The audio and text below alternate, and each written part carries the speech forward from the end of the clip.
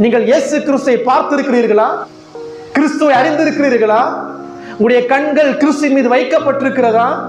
கிறிஸ்துவுடைய மகிமை, கிறிஸ்துவுடைய தாழ்மை, கிறிஸ்துவுடைய நீதி, அவருடைய பரிசுத்தம், அவருடைய வல்லமை, அவருடைய கிருபை, அவருடைய மீட்பு, அதை கண்டிருக்கிறீர்களா?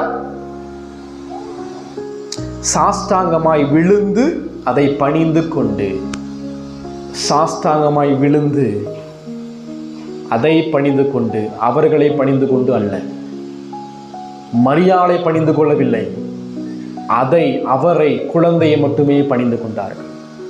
மரியாள் கடவுள் அல்ல, மரியாள் கிறிஸ்துவுக்கு சமமானவள் அல்ல, மரியாள் பாவியான மனிதன்.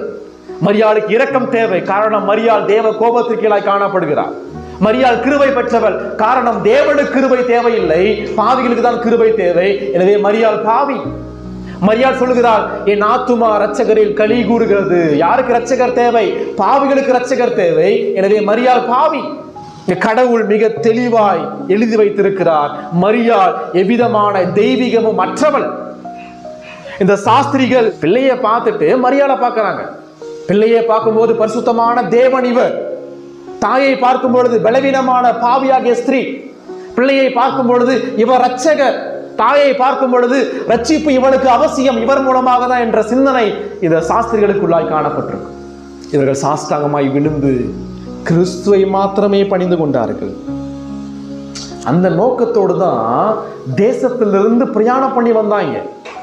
ஏரோது கிட்ட சொல்லும் போது என்ன சொல்றாங்க? நாங்கள் அவரை பணிந்து கொள்ள வந்தோம் என்கிறார்கள். அந்த விருப்பம் இங்கு நிறைவேறுகிறது.